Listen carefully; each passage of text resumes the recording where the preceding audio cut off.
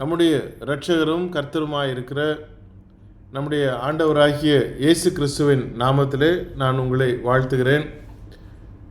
2025 ஆண்டின் கருப்பொருள் இயேசு கிறிஸ்துவின் அடிச்சுவடுகள் என்ற தலைப்பிலே நாம் துவங்கினோம். ஒவ்வொரு வாரமும் ஒவ்வொரு புதிய செய்தியாக இயேசு கிறிஸ்து நமக்கு போதித்ததான செய்திகளை நாம் பார்த்து வருகிறோம். அதன் அடிப்படையில் கடந்த வாரத்தில் பிரமாணத்தை நிறைவேற்றிய கிறிஸ்து என்ற தலைப்பில் உங்கள் முன்னதாக செய்தியை கொண்டு வந்திருந்தேன். அதனுடைய நிறைவு பகுதியாக பாகம் 2ஆக இந்த நாளில் 33வது செய்தி பிரமாணத்தை நிறைவேற்றிய கிறிஸ்து என்ற தலைப்பில் நாம் அதை நிறைவேற்றி பார்க்க போகிறோம். இயேசு கிறிஸ்து தன்னுடைய வாழ்நாட்களிலே பிரசங்கித்ததான வசனங்களில் ஒன்று மத்தேயு 5வது அதிகாரம் 17வது வசனத்தில் அவர் என்ன சொல்கிறார்? நியாயப்பிரமாணத்தை ஆனாலும் தீர்க்க தரிசனங்களே ஆனாலும் அழிக்கிறதற்கு வந்தேன் என்று எண்ணிக்கொள்ளாதேயுங்கள், அழிக்கிறதற்கு அல்ல நிறைவேற்றுகிறதற்கே வந்தேன் என்று சொன்னார். நியாயப்பிரமாணத்தை அழித்து போடவில்லை, நான் அதை நிறைவேற்றுகிறேன் என்று சொன்னார். இரண்டுக்கும் வித்தியாசம் உள்ளது. நிறைவேற்றுவது என்றால் அதை கடைபிடித்து அதை முழுமைப்படுத்தி அதை முடித்து வைப்பது.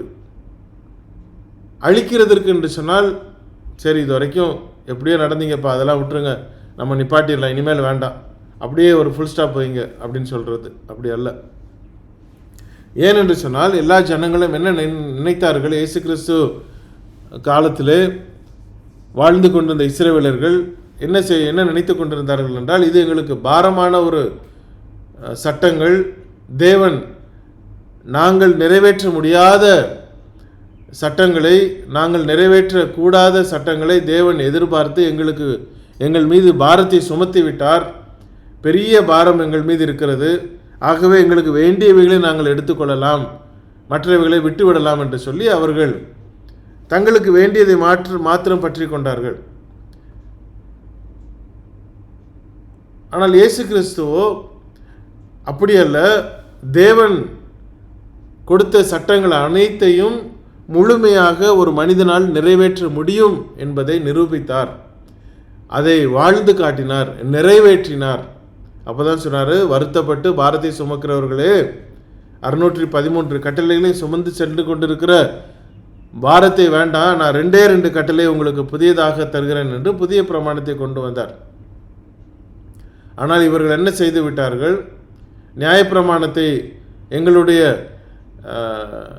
முன்னோர்கள் மூதாதையர்கள் கொடுத்ததான பிரமாணங்களை எடுத்து போட்டுவிட்டு இவன் ஒரு புதிய கட்டளையை கொண்டு வருகிறான், அவைகளை எடுத்து போடுவதற்கு இவன் யார் என்று சொல்லி மூர்க்கம் கொண்டு இயேசு கிறிஸ்துவை கொலை செய்தார்கள். அதே காரணத்திற்காகத்தான் ஸ்தேவானையும் கொலை செய்தார்கள். அப்போஸ்தலர்கள் ஒவ்வொருவரையும் கொலை செய்தார்கள். காரணம் என்ன? நியாயப்பிரமாணம் முடிந்து விட்டது, நியாயப்பிரமாணம் நிறைவேற்றப்பட்டு விட்டது என்கிறதை அவர்கள் வலியுறுத்தினதினாலே, புதிய பிரமாணம் வந்துவிட்டது என்று சொன்னதினாலே இயேசு கிறிஸ்து துவங்கி எல்லா கிறிஸ்தவர்களையும், ஆதி கிறிஸ்தவர்கள் அத்தனை பேரையும் துன்புறுத்தினார்கள், கொலை செய்தார்கள். இன்றும் அறியாமல் வேதாமத்தை சுமந்து கொண்டு நாங்கள் கிறிஸ்தவர்கள், நாங்கள் போதகர்கள் என்று பேசிக்கொண்டிருக்கிற எத்தனையோ ஜனங்கள் நியாயப்பிரமாணம் இன்றும் இருக்கிறது என்று சொல்லி கொண்டிருக்கிறார்களே, அவர்கள் கிறிஸ்துவை மீண்டும் மீண்டும் மீண்டும் சிலுவையில் அறைந்து கொண்டிருக்கிறார்கள் என்பதை நாம் புரிந்து கொள்ள வேண்டும். நியாயப்பிரமாணம் முடிந்து விட்டது, முடிவுக்கு வந்தது. புதிய பிரமாணத்தை இயேசு கிறிஸ்து ஏற்படுத்தினார். நீங்களும் நானும் அந்த புதிய பிரமாணத்தில் இருக்கிறோம். அப்போ உடனே கேட்பாங்க, நியாயப்பிரமாணம் இல்லை அப்படின்னு சொல்கிறீங்கன்னா அப்போ நம்ம திருடலாமா, பொய் பேசலாமா, வேசித்தனம் பண்ணலாமா, விபச்சாரம் பண்ணலாமா, அது நியாயப்பிரமாணத்தில் தானே இருக்குது அப்படின்னு கேட்பாங்க, ரொம்ப அறிவாளித்தனமாக. நியாயப்பிரமாணம் முடிந்து போனது அப்படின்னா புதிய ஒரு சட்டமும் இல்லாமல் நீங்களும் நானும் இல்லை, புதிய பிரமாணமும் இருக்குது. நீங்கள் இந்தியராக இருந்தால், இந்தியாவை விட்டு வெளிநாட்டுக்கு வந்தால், நான் இந்தியாவிலே எங்களுக்கு சட்டம் இருக்கிறது, திருடக்கூடாது என்று சட்டம் இருக்கிறது, நாங்கள் இப்பொழுது வெளிநாட்டுக்கு வந்து விட்டோம், ஆகவே நாங்கள் திருடலாம் என்று சொல்ல முடியுமானா? முடியாது. நீங்கள் எங்கு இருக்கிறீர்களோ அங்கு சட்டம் இருக்கிறது, அந்த சட்டமும் சொல்லுகிறது நீங்கள் திருடக்கூடாது என்று. இப்போ நியாயப்பிரமாணம் முடிந்து விட்டது, முடிவுக்கு கொண்டு வந்து விட்டது என்று சொன்னால் புதிய பிரமாணத்திற்கு கீழே நாம் வந்திருக்கிறோம். புதிய பிரமாணத்திலும் இருக்கிறது, அதை நாம் புரிந்து கொள்ள வேண்டும். இப்போ நியாயப்பிரமாணத்திற்கு நாம் வருவோம். அந்த இடத்துல 3 விதமான சட்டங்கள் இருக்கிறது, 3 வகையான சட்டம். முதலாவது சட்டம் தார்மீக சட்டம், இரண்டாவது தொழுகைக்கு உரிய சட்டம், மூன்றாவது சிவிலுக்கு உரிய சட்டம், அதாவது தேசத்திற்குரிய குடிமைக்குரிய சட்டம். என்ன வித்தியாசம்? தார்மீகம் என்றால் மாரல் லா, அதாவது திருடக்கூடாது, பொய் பேசக்கூடாது, அடிக்கக்கூடாது, கொலை செய்யாதே, அவனை சீண்டாத, சும்மா கோவப்படுத்தாத, இந்த மாதிரியான தார்மீக சட்டங்கள். இரண்டாவது தொழுகைக்குரிய சட்டம். தொழுகைக்குரிய சட்டம் என்றால் எப்படி தேவனை தொழுது கொள்வது, கட்டடத்துக்கு உள்ளார போய் தான் நீங்கள் தொழுது கொள்ளணும், கை கழுவணும், கால் கழுவணும், நல்லா குளிச்சுட்டு போகணும், காளை மாடுகளை நீங்கள் பலி செலுத்தணும், கோழியை பலி செலுத்தணுமா, புறாவை பலி செலுத்தணுமா, ஆட்டுக்கடாக்களை பலி செலுத்தணுமா, எருசலேம் தேவாலயத்துக்கு வருஷத்துக்கு ஒரு தடவை போகணுமா, தசம பாகத்தை கொடுக்கணுமா, 33.5% தசம பாகமாக இணைத்து சேர்த்து கொடுத்தார்கள் என்று நாம் வேதாகமத்தில் ஆதாரமாக பார்க்க முடிகிறது. அவ்வளவு அவர்கள் கொடுத்தார்களாம். நம்ம என்னமோ 10% நடிச்சிட்டு இருக்கிறோம். 10%ங்கிறது அப்பப்போ உள்ளது. ஆனால் மொத்தமாக பார்க்கும் பொழுது வருஷத்தில் அவர்கள் ஏறத்தாழ 30% மேலே கொடுத்தார்கள் என்று நாம் பார்க்க முடிகிறது. அப்போது லேவியர் கையில் தான் கொண்டு போய் கொடுக்கணும்னு இருக்கு. தசம பாகத்தை யார்கிட்ட கொண்டு கொடுக்கணும்? லேவியர்கிட்ட கொண்டு போய் கொடுக்கணும். லேவியர்கள் தங்களுக்கென்று சொத்துக்கள், தங்களுக்கென்று இடம் எதுவும் வாங்கி வைக்க முடியாது. அறிவீனமான ஜனங்கள் இந்த காலங்களிலே நியாயப்பிரமாணம் உண்டு என்று வேதாமத்தை சுமந்து கொண்டு நாங்கள் போதிக்கிறவர்கள், நாங்கள் லேவியர் என்று சொல்லி கொண்டிருக்கிறவர்களும் இருக்கிறார்கள். தாங்கள் சொல்லுகிறது என்று என்ன என்றும் சாதிக்கிறது என்ன என்றும் அறியாமல் நியாயப்பிரமாண போதகராக இருக்க விரும்புகிறார்கள் என்று சொல்லப்பட்ட வேத வசனத்திற்கு இணங்க இன்றைக்கும் எத்தனையோ ஜனங்கள் பெருமைப்பட்டு கொண்டிருக்கிறார்கள். ஒன்று சொல்லட்டுமா? லேவியர்கள் தேவனுடைய சட்டத்தின்படி, நியாயப்பிரமாணத்தின்படி சொந்தமாக அவர்களுக்குன்னு எந்த நிலமும் இருக்காது, அவர்களுக்குன்னு எந்த சொத்தும் கிடையாது. ஆனால் இன்றைக்கு எங்களுக்கு நியாயப்பிரமாணம் உண்டு, நாங்கள் போதிக்கிறவர்கள், அதனால் நாங்கள் லேவியர்கள் என்று சொல்லி கொண்டிருக்கிறவர்கள் பேங்க்லேயும் தங்களுடைய சொத்துக்களும் சொத்து பத்திரங்களும் எவ்வளோ மாளிகைகளையும் கட்டி கொண்டிருக்கிறார்களே, எவ்வளோ பெரிய சாபத்துக்குரியவர்கள் என்பதை சத்தியம் அவர்களுக்கு தெளிவாக சொல்கிறது. இயேசு கிறிஸ்து இறந்தது எதற்கு? சிலுவையில் மரித்தது எதற்கு? நியாயப்பிரமாணத்தை முடித்து புதிய பிரமாணத்தை கொண்டு வந்தார். ஆனால் நான் கிறிஸ்தவன் என்று சொல்லிக்கொண்டு நியாயப்பிரமாணத்தை பற்றி கொண்டிருக்கிறவர்கள் அதே இயேசு கிறிஸ்துவை இன்றும் சிலுவையில் அறைந்து கொண்டு துன்புறுத்தி கொண்டிருக்கிறவர்கள் என்பதை நாம் மறந்து போகக்கூடாது. சரி, இயேசு கிறிஸ்து நியாயப்பிரமாணத்தை பரிபூரணமாக நிறைவேற்றி அதற்கு கீழ்ப்படிந்தார். அவர் கேட்டார், என்னை யார் குற்றம் சாட்ட முடியும், யார் என்னை குற்றப்படுத்த முடியும் என்று சவால் விட்டார். யோவான் 8வது அதிகாரம் 46வது வசனத்திலே நாம் அதை பார்க்க முடியும். எத்தனையோ குற்றச்சாட்டுகளை கொண்டு வந்தார்கள், பொய்கான குற்றச்சாட்டுகள், ஆனால் எதுவும் நிரூபிக்கப்பட முடியவில்லை. இயேசு கிறிஸ்து பிறந்ததிலிருந்து நியாயப்பிரமாணத்துக்கு உட்பட்டு அவர் பிறந்தார். அவர் சிலுவையில் மரித்தது வரைக்கும் நியாயப்பிரமாணத்திற்கு உட்பட்டு நியாயப்பிரமாணத்தின்படி அவர் வாழ்ந்து காண்பித்தார் முழுவதுமாக. அதற்கு அப்புறம் தான் கிறிஸ்தவம் துவங்குகிறது. அவருடைய சிலுவையிலே அந்த நியாய சாசனம் முடிவு பெறுகிறது, சிலுவையிலே அதற்கு பின்பு புதிய பிரமாணம் துவங்குகிறது. அந்த வசனங்கள்லாம் நம்ம அங்கே பார்க்க போயிடும். அப்போ அவர் சொன்னார், நியாயப்பிரமாணத்தின்படி நான் வாழ்ந்து கொண்டிருக்கிறேன், என்னை யார் குற்றம் சாட்ட முடியும்? கேட்டாங்க, நீ ஓய்வு நாளில் அதை செய்கிற இதை செய்கிறார், விளக்கம் கொடுக்குறார். யாரும் அதுக்கு எதிர பேச முடியவில்லை. நம்முடைய பலவீனங்களை குறித்து பரிதபிக்கக்கூடாத பிரதான ஆசாரியர் நமக்கு இல்லை. அவர் எல்லாவற்றிலும் நம்மை போலவே சோதிக்கப்பட்டார், பாவம் செய்யவே இல்லை. நீங்களும் நானும் எத்தனையோ சூழலிலே நாம் தவறுகிறோம். சூழல் நிமித்தமாக பொய் பேசி விடுகிறோம், சமாளித்து விடுகிறோம், ஏதாவது ஒரு வகையிலே நாம் குற்றம் செய்து விடுகிறோம். அதற்கு பின்பு அதை மனம் வருந்தி, ஐயோ என்னை மன்னிச்சிருங்க தேவனே, அப்பா என்று சொல்லி நாம் கதறுகிறோம். நம்மை போலவே அவரும் இதே உலகத்திலே வாழ்ந்தார், இதே சூழலிலே வாழ்ந்தார்.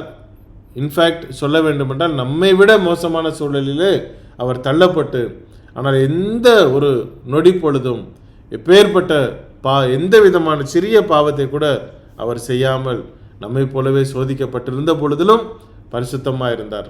அதனால தான் அவர் பிரதான ஆசாரியராக அவர் அங்கு உயர்த்தப்பட்டார் பிதாவாகிய தேவனாலே. எந்த சூழலிலும் அவர் பாவம் செய்யவே இல்லை, அவருடைய வாயிலே கூட வஞ்சனை காணப்படவில்லை என்று பேதுரு எழுதுகிறார் தன்னுடைய முதலாவது நிருபத்திலே 2வது அதிகாரம் 22வது வசனத்திலே நாம் பார்க்கிறோம். எந்த சூழலிலும் வாயில வஞ்சனை கூட, நம்மலாம் பேசும் பொழுது கூட கொஞ்சம் வஞ்சனையாக பேசிடுவோம், அவர் அதை கூட செய்யவில்லை என்று அவர் தெளிவாக எழுதுகிறார். நியாயப்பிரமாணம் பரிபூரணமாக கீழ்ப்படிதலை கோருகிறது. அதாவது 613 கட்டளைகளையும் நாம் நிறைவேற்றி இருக்க வேண்டும். அதில் ஒன்று நாம் மீறினாலும் எல்லாவற்றையும் மீறினதற்கு சமானம். தமிழிலே ஒரு பழமொழி இருக்கிறது, பாதி கிணறு தாண்டினாலும் நீ கிணத்துக்குள்ளே தான்ப்பா இருக்கிற அப்படின்னு சொல்லுவாங்க. பாதி கிணறு தாண்டிட்டேன் அப்படின்னா but still you are within the well. நீங்கள் பாதி கிணறு தாண்டினாலும், 3/4 கிணறு தாண்டினாலும், 90% தாண்டினாலும் இன்னும் கிணற்றுக்குள்ளே தான் இருக்கிறோம். அதை விட்டு வெளியே வந்தால்தான் நான் வெளியே வந்ததற்கு சமானம். அதுபோல் நியாயப்பிரமாணத்தில் இருக்கக்கூடிய 613 கட்டளைகளிலும் ஒரு கட்டளையை மீறினால் கூட நாம் நியாயப்பிரமாணத்தை மீறினவர்கள். உபாகமம் 27வது அதிகாரம் 26வது வசனம் என்ன சொல்லுது பாருங்க. இந்த நியாயப்பிரமாண வார்த்தைகளை எல்லாம் கை கொண்டு நடவாதவன் சபிக்கப்பட்டவன் என்பார்களாக. எல்லாவற்றையும் கடைபிடிக்க, ஒன்று மீறினா கூட நாம் நியாயப்பிரமாணத்தை மீறினது என்று அங்கு வசனம் சொல்லுகிறது. கலாத்தியர் 3வது அதிகாரம் 10வது வசனத்தை நான் வாசிக்கிறேன். கலாத்தியர் 3:10.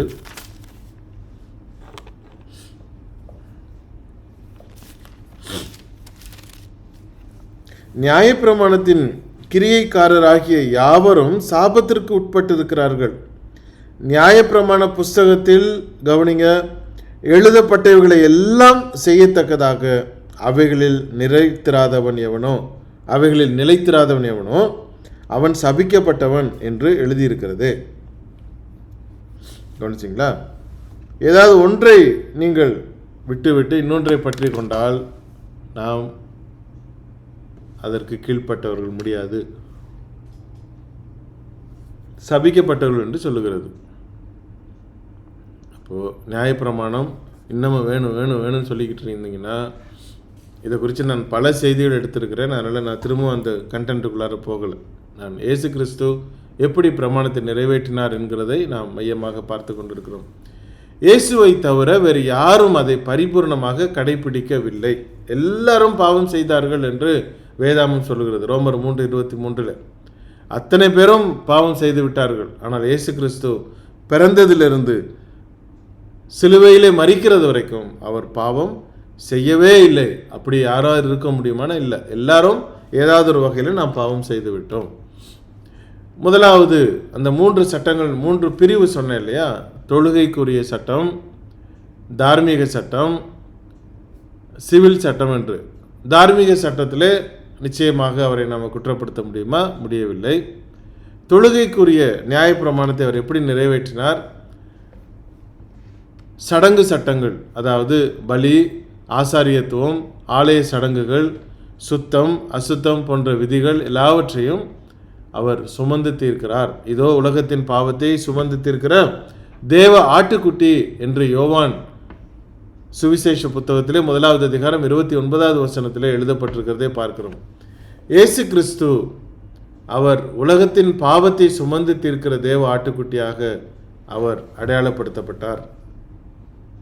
தொழுகையிலே நம்முடைய பாவத்தை மன்னிக்க வேண்டும் என்று சொன்னால், தொழுகைக்குரிய சட்டத்தில் நியாயப்பிரமாணத்தின்படி நாம் ஒருவேளை பழைய ஏற்பாட்டு காலத்தில் இருக்கிறவர்களாக இருந்தால் நாம் ஒருவேளை இஸ்ரவேலர்களாக இருந்தால், புறஜாதிக்கு கிடையாது அந்த சட்டங்கள். நீங்களும் நானும் புறஜாதியினர். புறஜாதியினர் யார்? இஸ்ரவேல் அல்லாதவர்கள். அப்போது இஸ்ரவேலர்களாய் நாம் ஒருவேளை இருந்திருந்து இயேசு கிறிஸ்துவின் சிலுவைக்கு முன்னதான காலத்தில் நாம் வாழ்கிறவர்களாய் இருந்திருந்தோம் என்று சொன்னால், நாம் நம்முடைய பாவங்களை மன்னிப்பதற்காக அதற்கு பாவத்திற்கு ஏற்ப பலிகளை நாம் செலுத்த வேண்டிய இருந்திருக்க கட்டாயம் உண்டு. ஆனால் இப்பொழுது அது இல்லை. நாம் யாராவது போய் பலி செலுத்துகிறோமா? கிடையாது. அதற்கு பதிலாக இயேசு கிறிஸ்துவே நம்முடைய பாவங்களை சுமந்து தீர்த்தார். அவர் சுமந்து தீர்க்கிற தேவ ஆட்டுக்குட்டியாக இருந்தார். நம்முடைய பஸ்கா என்று சொல்லப்படுகிற நம்ம விடுதலை, இஸ்ரவேல் ஜனம் எகிப்திலிருந்து வெளியே வந்தது, விடுதலை செய்யப்பட்டார்கள். அன்று அவரவர்கள் வீட்டு நிலையிலே ஆடை அடித்து அதனுடைய இரத்தத்தை பூசிக்கொண்டார்கள். அந்த பஸ்காவை நினைவு கூர்ந்தார்கள். அந்த பஸ்காவாக இயேசு கிறிஸ்து நமக்காக பலியிடப்பட்டார் என்று 1 கொரிந்தியர் 5ஆம் அதிகாரம் 7வது வசனத்தில் நாம் பார்க்கிறோம். 1 கொரிந்தியர் 5வது அதிகாரம் 7வது வசனத்தில் நான் அதை வாசிக்கிறேன். ஆகையால் நீங்கள் புளிப்பில்லாதவர்களாய் இருக்கிறபடியே புதிதாய் பிசைந்த மாவாய் இருக்கும்படிக்கு பழைய புளித்த மாவை புறம்பே கழித்து போடுங்கள். ஏனெனில் நம்முடைய பஸ்காவாகிய கிறிஸ்து நமக்காக பலியிடப்பட்டிருக்கிறாரே. கவனிச்சிங்களா?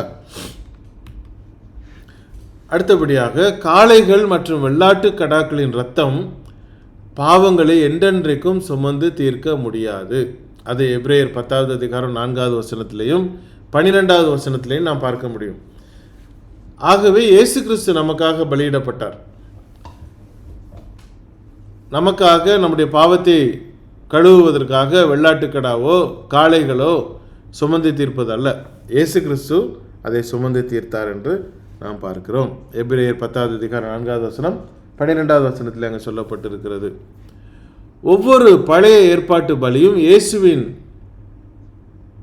சிலுவை மரணமானது ஒரு பலியாக, இறுதி பலியாக அதை முன் அறிவித்தது. என்னவெல்லாம் பலி அங்கு கொடுக்கப்பட்ட வேண்டும்? சமாதான பலி, பாவ நிவாரண பலி, குற்ற நிவாரண பலி, போஜன பலி என்று 5 விதமான பலிகள் அங்கு நியாயப்பிரமாணத்தின்படி சொல்லப்பட்டவைகள். அவை அனைத்தையும், தொழுகைக்குரிய அத்தனை சட்டங்களையும் கிறிஸ்துவனுடைய வாழ்வு, அவருடைய சிலுவை மரணமானது நிறைவேற்றினது என்பதை நாம் கவனிக்க வேண்டும். ஆசாரியத்துவம், அந்த லேவிய கோத்திரத்தில் வந்த ஆசாரியத்துவம்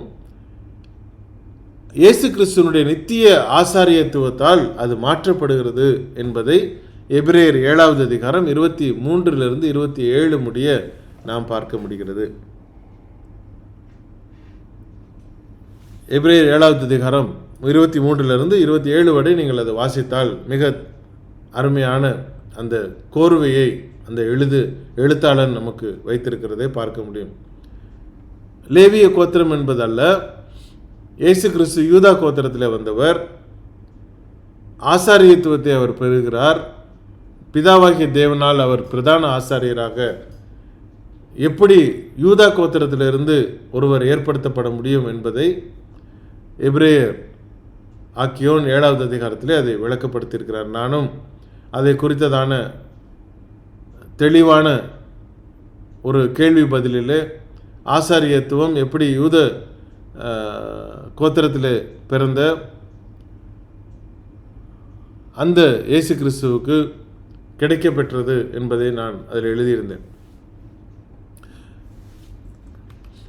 ஆலயம் அவருடைய சரீரத்தை முன் அறிவித்தது என்று நாம் பார்க்க முடியும். இந்த ஆலயத்தை இடித்து போடுங்கள், நான் 3 நாளில் கட்டுவேன் என்று சொன்னார்.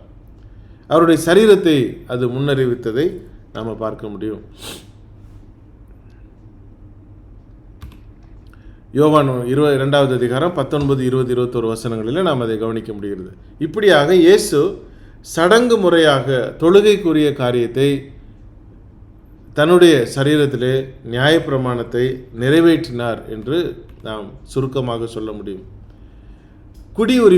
குடிமையாக, அதாவது சிவில் சட்டம், சிவில் சட்டத்தை அவர் எப்படி நிறைவேற்றுகிறார்?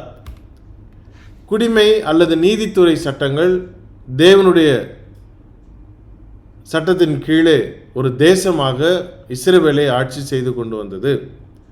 இந்த சட்டங்கள் தேவனுடைய நீதியின் பரிசுத்தத்தையும் நீதியையும் அது பிரதிபலித்தது என்பதை நாம் மறந்து போகக்கூடாது.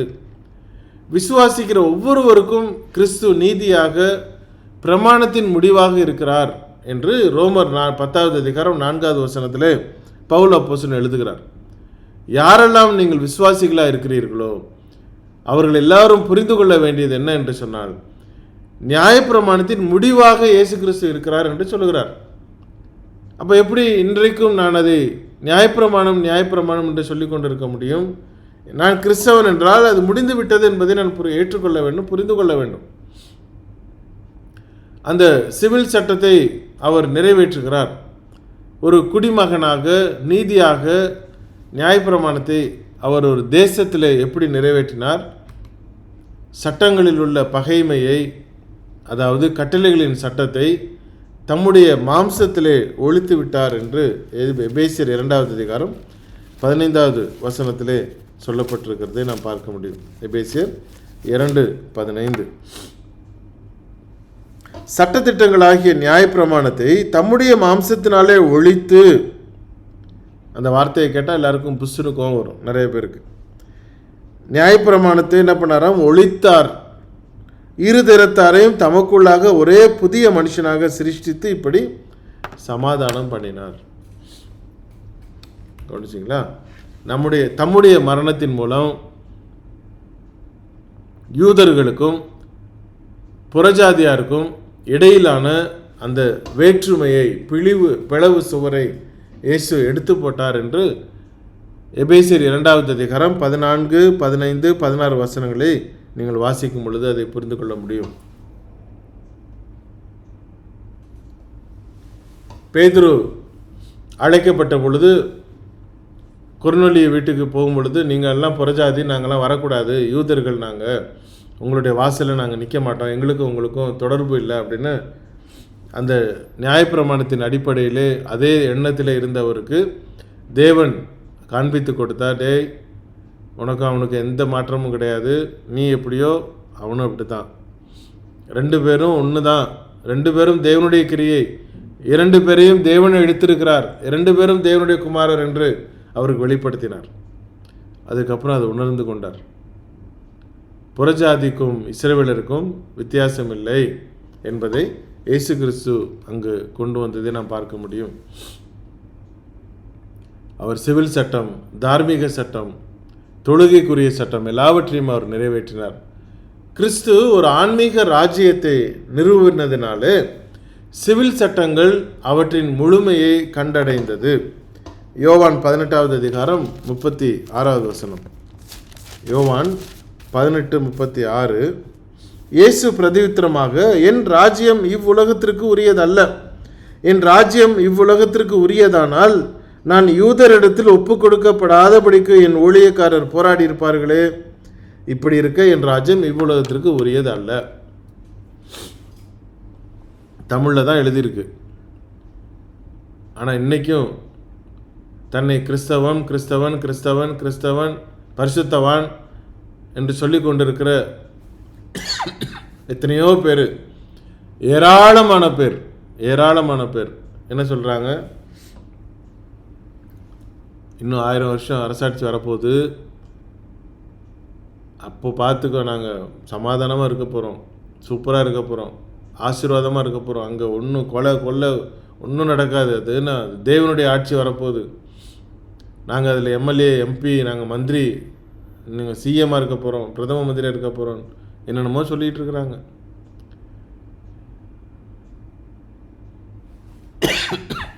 வேதாமத்தை கையில் வைத்து கொண்டு அதை படிக்கிறது கிடையாது.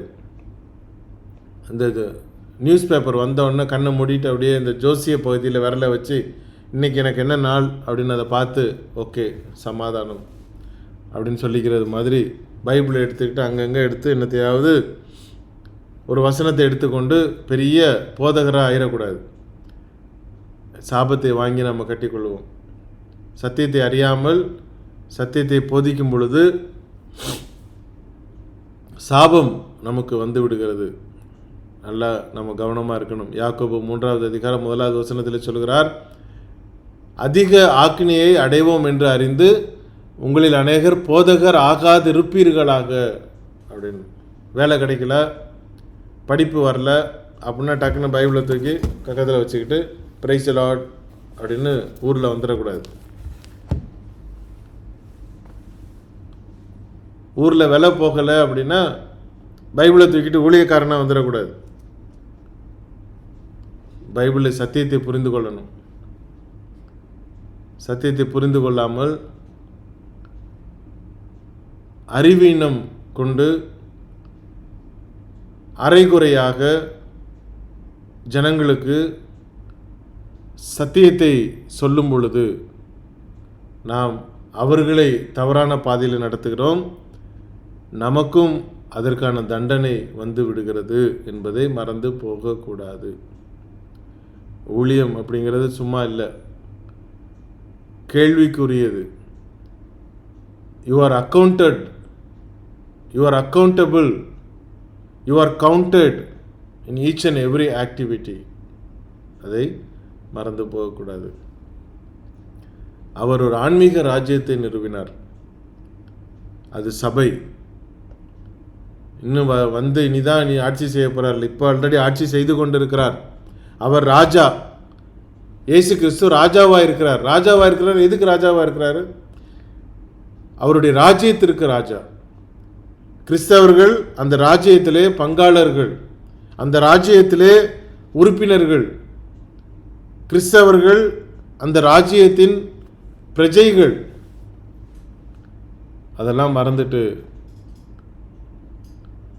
இனிதான் ராஜ்யம் வரப்போகுது, இனிதான் அவர் 1000 வருஷம் அரசாட்ட போகிறாரு அப்படின்னு தவறான புரிதலில் நீங்கள் இருக்கிறவர்களாக இருந்தால் முதலாவது அதை நாம் புரிந்து கொள்ள வேண்டும்.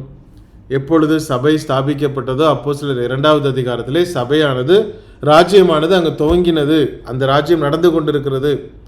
இயேசு கிறிஸ்து வரும் பொழுது அந்த ராஜ்யத்தை பிதாவினிடத்தில் ஒப்பு கொடுப்பார் என்று 1 கொரிந்தியர் 15வது அதிகாரத்திலே சொல்லுகிறார்.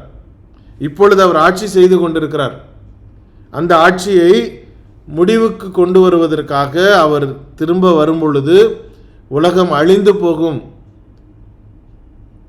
புத்தியினமாக எருசலேமில் போய் ஒரு இடத்த வாங்கிக்கிட்டு இயேசு கிறிஸ்து அங்கே தான் வரப்போகிறார் அப்படின்னு அப்படியே வானத்தை பார்த்துட்டு இருக்கக்கூடாது. இயேசு கிறிஸ்து வரும் பொழுது பூமியே இருக்காது, எல்லாம் அழிந்து போகும். அப்போ எங்கே நிற்கிறது?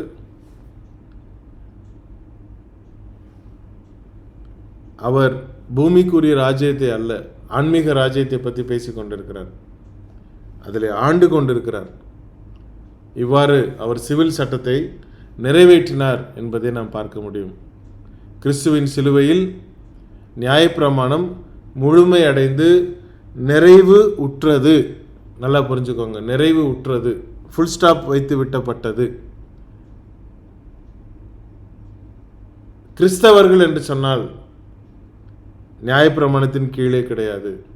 கிறிஸ்தவர்கள் என்று சொன்னால் மோசையின் சட்டத்தின் கீழே கிடையாது. நாம் கிறிஸ்துவின் சட்டத்தின் கீழே இருக்கிறோம். அதை புரிந்து கொள்ள வேண்டும். எபிரேயர், இன்னும் 2 வசனத்தை வாசித்து முடிச்சிடுறேன். எபிரேயர் 9வது அதிகாரம்